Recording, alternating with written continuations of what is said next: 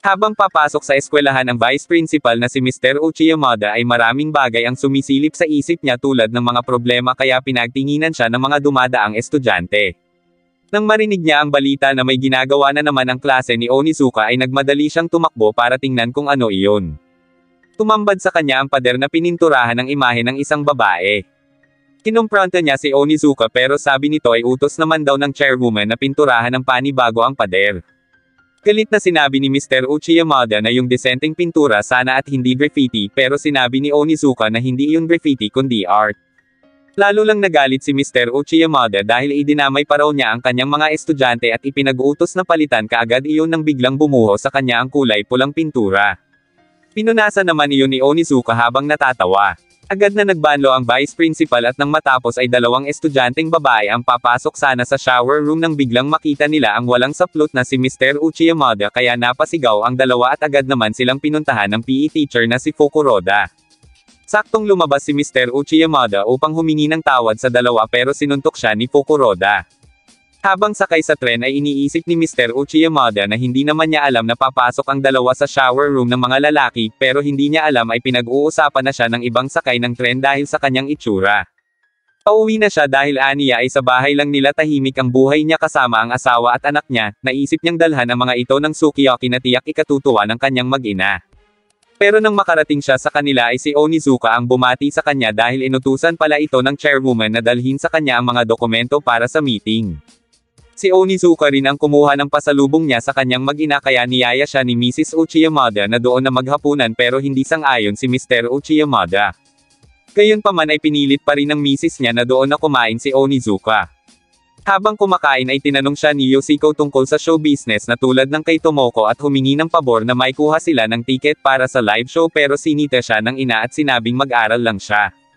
Maya-maya pa ay nagpakuha ng beer si Mr. Uchiyamada sa kanyang misis na inisip naman ni Onizuka na para sa kanya kaya napasigaw sa galit ang matanda. Sa pagkatuwa ni Raiko kay Onizuka ay sinabi nito sa anak na magpaturo ng takdang aralin sa guro pero agad iyong kinontra ng kanyang asawa. Balita kasi nito na nakakuha ng perfect score si Onizuka sa national exam. Sumang-ayon si Yoshiko sa ina kaya inimbitahan nito si Onizuka sa kanyang silid kaya napanganga na lang si Mr. Uchiyamada. Umakyat ito at pinakinggan ang pinag-uusapan ng dalawa hanggang sa inisip nitong may ibang ginagawa ang mga ito kaya agad niyang binuksan ang pinto pero aso lang pala iyon. Ikinwento niya iyon kay Tadashi na nag-iisip naman ng masama tungkol sa dalawa kaya sinabi ni Mr. Uchiyamada na hindi si Yoshiko ang problema pero sinabi ni Tadashi na wag niyang pagkatiwalaan ng lubos ang kanyang anak. Nang biglang sumakit ang kanyang tiyan kaya umalis na siya at nagtungo sa ospital. Pinayuhan siya ng doktor na dapat alisin ang dahilan ng pagsakit ng kanyang tiyan, nang biglang may tumawag sa kanya na ikinagalit na naman ng matanda dahil nakita umano si Onizuka na may kaakbay na babaeng estudyante papunta sa hotel district ng Shibuya. Pero hindi nila masigurado kung si Onizuka ngayon dahil sa kadiliman ng gabi. Agad na ipinaalam ni Mr. Uchiyamada sa chairwoman ang kanyang nabalitaan at nais na naman itong mapatalsik ang guro sa eskwelahan. Pero dahil wala silang ebidensya ay hindi sila pinaniwalaan ng chairwoman dahil ayon dito ay madali naman ang mambintang at isa iyong masamang gawain. May naisipa kitang litrato si Senomaro na ikinatuwa naman ni Mr. Uchiyamada dahil meron na silang ebidensya pero nang ipakita iyon sa chairwoman ay isa lang pala yung hamster. Nagkamali lang pala ng naibigay na litrato kaya kinuha niya ang isa pa at habang ipinapakita iyon sa chairwoman ay nagulat si Mr. Uchiyamada dahil si Yoshiko ang kasama ni Onizuka. Habang namumula sa galit ay nagulat sina Fukuroda na may kasamang ang estudyante si Onizuka kaya sinabi ng chairwoman na magkakaroon sila ng emergency faculty meeting bukas ng umaga at doon sila magdedesisyon. Sinubukang hanapin ni Mr. Uchiyamada ang dalawa pero inabot na siya ng ulan ay hindi niya pa ang mga ito nakikita. Maya-maya pa ay nakarating siya sa harap ng Viewhouse Tokyo at inisip na naroon ang dalawa kaya agad siyang pumasok dito pero costume party pala iyon. Nang marinig ng lalaki ang salitang unggoy mula kay Mr. Uchiyamada ay isinama niya ito sa likod at binihisan ng costume ng unggoy pero nagalit ito at nagtatakbo palabas upang hanapin ang anak. Narating niya ang Miyashita Park at doon ay na-corner siya ng mga autoridad at hindi niya alam ang nangyayari hanggang sa polanan siya ng bala. Naging mala-action movie ang pangyayari sa pagharap niya sa mga autoridad na nais siyang tugisin pero sa huli ay nahuli siya ng mga ito. Nagawa niyang makatakas at tumakbo palayo ngunit nang makarating siya sa harap ng hotel ay napansin niyang hubad pala siya kaya naisip niyang baka maging laman siya ng balita at palayasin siya ng kanyang mag-ina. Sa takot ay agad siyang nagtago pero sa pinagtaguan niya ay naroon pala si Onizuka kaya agad niyang tinanong kung nasaan ang anak niya. Nang masilayan ang anak na galing sa live show ay saka pa kumalma ang matanda. Mabuti na lang at bago lumingon ang anak niya ay tinakpan na siya ni Onizuka. Doon na-realize ni Mr. Uchiyamada na dahil pala sa live show kaya nakitang magkasama ang dalawa. Habang nakatalikod si Yoshiko ay pina-escapo na ni Onizuka ang matanda. Bago umalis ay binulungan pa siya ni Onizuka na huwag magpapahuli sa anak. Kinabukasan ay lumuhad at nagmakaawa si Mr. Uchiyamada sa harap ng chairwoman para kanselahin na ang emergency meeting dahil naisip niyang kailangan ng school si Onizuka dahil sa pagmamahal nito sa mga estudyante at lalo na sa pagiging guro at nais niyang pagkatiwalaan at paniwalaan na si Onizuka. Naintindihan siya ng chairwoman kaya kakanselahin na nito ang meeting at masaya ito dahil nakilala na ni Mr. Uchiyamada si Onizuka. Habang nakaluhod pa rin ay umaagos ang luha sa mga mata ng matanda at malungkot na naglakad palabas habang tumatakbo naman si Tomoko nang bigla itong matisod kaya muling nabuhusan ng pintura si Mr. Uchiyamada kaya agad na humingi ng tawad ang mga ito. Nang sumunod na araw, nagulat si Onizuka sa tinitingnang larawan ni Nakunyo sa isang magazine at saka siya tinukso ng mga ito sa nangyari sa kanilang dalawa ni Fuyutsuki kahapon pero hindi niya iyon sinagot nang biglang dumating ang isang sexing babae kaya napabuga si Onizuka sa kanyang iniinom. Tinanong ng babae kung saan ang faculty room at kung guro ba doon si Onizuka. Nagpakilala ito bilang Naokudena at magtatrabaho siya sa klinik ng eskwelahan simula ngayon. Nang umalis si Nao ay halos lumapat ang mga mukha nila sa lupa habang sinisilap ang maikling palda nito at naiyak na lang sa tuwa si Onizuka dahil naging guro siya doon. Ipinakilala na ni Mr. Uchiyamada si Nao sa lahat ng nasa faculty, nang batiin sila ni Nao ay napatulala na lang ang mga ito at bigla nitong hinanap si Onizuka pero pinayuhan siya ni Mr. Uchiyamada na makakabuti kung lalayo si Nao kay Onizuka na isang libag sa kanilang eskwelahan. Pinunari nito ang kasuotan ni Nao dahil ayon sa kanya ay masyadong sexing suot iyon sa loob ng school. Nagulat si Mr. Uchiyamada nang yakapin nito ang braso niya at sinabing bigyan pa siya ng magagandang advice pero nahiya siya dahil aniya ay baka bigyan iyon ng ibang kahulugan ng ibang guro. Habang naglalakad sina Fukuroda at Fuyutsuki ay nakita nila si Onizuka na bumababa sa hagdan sa halip na pumunta sa kanyang klase. Sinabi nito na masakit ang ulo niya, may constipation at diarrhea at saka nahihilo siya. Pero sinabi ni Fukuroda na hindi naman halata na may sakit siya kaya umakting na lang siya. Nang makarating sa klinik ay siniguro muna ni Onizuka na mabango siya, nang buksan niya ang pinto ay bumungad sa kanya ang mga estudyanteng lalaki na nakapila kay Nao at sinabi ni Kunyo na masakit ang tiyan nila, pero hindi naman naniwala si Onizuka dahil aniya ay palusot lang iyon ng mga ito para mapalapit kay Nao. Sinabi ni Nao na nabalitaan niyang kasali si Onizuka sa sikat na motorcycle gang sa Shonan kaya nagtaka si Onizuka kung bakit alam niya ang tungkol sa gang. Pero sa halip na pag-usapan iyon ay inalok na lang sila ni Nao na magkape. Lumabas si Nao at sinabi sa mga estudyante na bukas ang klinik kahit anong oras pero tatlong babae ang naiinis sa kanya dahil papansin daw siya sa mga lalaki.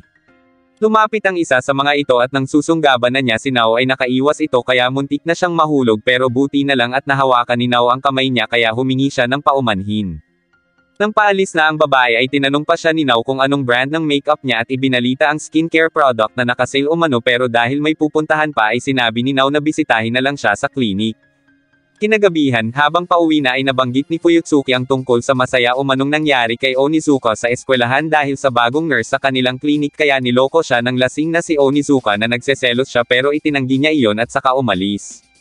Pinayuhan ni Ryuji ang kaibigan na kung mananatili siyang ganoon ay baka magalit na sa kanya si Fuyutsuki. Nang makalayo ay nakita ni Fuyutsuki si Nao na nagpapaalam sa isang matanda pero nabaling kay Onizuka ang atensyon niya at nakita ni Ryuji si Nao. Kinabukasan ay pinuntahan ng mga estudyanteng babae si Nao upang tanungin tungkol sa produktong pampaganda na ibinigay niya. Pinuksan niya ang kurtina at ipinakita ang mga produktong ibinibenta niya at sinabing huwag nila iyong sasabihin sa ibang guro. Dumating naman sina Kunyo na dala ang mga kahon ng health food at diet tea. Nang palabas na ang tatlong Black Beauty ay napansin ni Kunyo ang malaking pagbabago ng kulay ng mga ito, at bilang kapalit ng pagbubuhat ay binigyan sila ni Nao ng 30% discount sa inuming pampalaki ng muscles pero sinabi ng tatlo na wala silang pera dahil kabibili lang nila kay Nao ng Magic Turtle Charms na pampahalina naman sa mga babae kaya ginawa na lang iyon ni Nao na 50% kaya pumayag ang tatlo. Nakasalubong sila ni Fuyutsuki na may dalang tig-iisang kahon pero hindi nila sinabi kung ano iyon. Sa silid ni Onizuka ay ibinalita ni Fuyutsuki ang tungkol sa pagbebenta ni Nao ng kainahinala sa mga estudyante, mapababae o lalaki ay bumibili kay Nao kaya naisip nito na iparating na iyon sa chairwoman pero naisip niyang baka kailangan ni Nao ng pera.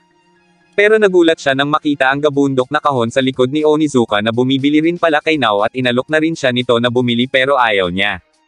Personal na niyang pinuntahan si Nao pero sinabi nito na masaya ang mga estudyante dahil nabibili nila yun ng mura at wala namang nagrereklamo sa kanila kaya ayon kay Nao ay kung gusto niya iyong ipaalam sa chairwoman ay ayos lang.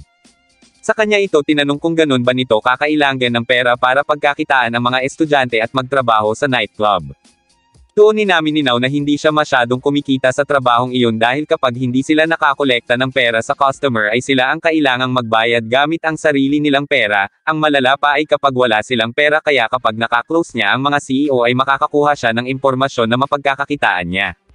Kaya hindi lang siya kumikita ng maliit mula sa mga estudyante. Dagdag pa ni Nao na sa panahon ngayon ay mas mapepera pa ang ibang bata kesa sa mga matatanda pero sinabi ni Fuyutsuki na kahit ano pang dahilan ay huwag niyang pagkakitaan ang mga estudyante pero hinamon lang siya nito ng pustahan. Sinabi ni Nao na tutulungan niyang malagay sina Kunio sa top 50 sa pagkuha ng trial exam pero sinabi ni Onizuka na nurse si Nao at hindi yun nag-aral para magturo.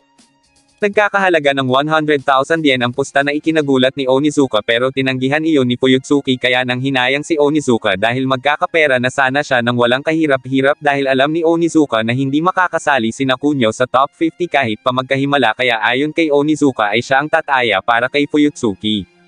Kinausap na ni Nao sina Kunio at ipinangakong sasama sa kanila kapag nakapasok sila sa top 50 at inilapat pa ang kamay ng mga ito sa lato-lato niya. Sa classroom, natulog lang si Onizuka at hindi nagklase kaya maingay ang lahat nang biglang sumigaw si Kunio dahil ayon dito ay hindi siya makapag-aral ng maayos. Samantala, habang nasa restaurant ay iniisip ni Ryuji kung saan niya nakita noon si Nao. Nagulat naman si Onizuka nang malaman na nagtatrabaho iyon sa nightclub. Dumating na ang araw ng exam at ibinalita ni Fuyutsuki kay Onizuka ang resulta at hindi nakapasok ang tatlo sa top 50 kaya nanalo sila ng 100,000 pero natuwa naman si Fuyutsuki dahil nakakuha ng mataas na score ang tatlo na hindi nila nakukuha noon. Tinanong niya ang tatlo kung paano sila tinuruan ni Nao, ayon kay Onizuka ay nandaya ang mga ito pero giit ni Kunio na nag-aral talaga sila sa tulong ni Kakuchi bagay na hindi pinaniwalaan ni Onizuka kaya sinabi ni Kunio ang sinabi ni Nao na ikinagulat ng dalawang guro. Hindi na nakapagtimpi si Fuyutsuki at sinugod si Nao, oo nga at mataas ang naging score ni Kunio pero mali naman ang paraan na ginawa ni Nao. Sinabi ni Nao na ganoon naman talaga ang mga lalaki, mabilis mauto kapag may sexing babae pero nagalit si Fuyutsuki at sinabing huwag ikumpara ang mga estudyante sa mga customer niya pero tinawanan lang siya nito. Bago umalis ang nurse ay naalala nito ang pusta kay Onizuka pero itinanong niya kung totoo bang sasama si Nao kina Kunio kung nakapasok nga ang mga ito sa top 50 pero tinawanan lang siya nito kaya nagalit si Onizuka dahil niloko nito ang mga estudyante. Ibinalik niya ang pera ni Nao at hinamon muli ng pustahan na kapag nakapasok sina Kunio sa top 50 ay makakasama nga nila si Nao at sa pagkakataong ito ay seryoso na sila. Inampes lang siya ni Nao at sinabing nagkamali siya ng pagkakilala sa mga ito. Nang makaalis si Nao ay nang hinayang na lang si Onizuka sa 100,000. Nang makauwi si Onizuka ay tinawagan siya ni Ryuji at sinabing naalala niya noong nasa kalagitnaan sila ng turf war sa Shonan ay binisita niya ang kaibigang si Yokohama, isang street racer at doon niya nakita ang reyna ng Hakosuka na nirerespeto ng lahat ng street racer at iyon ay si Nao Kodena. Nabalitaan ni Ryuji na natalo si Nao sa karera ng hindi kilalang racer at nagkaroon ng aksidente kaya tumiwalag ito sa grupo, at hanggang ngayon ay palaisipan para sa mga tao ang pagkawala niya.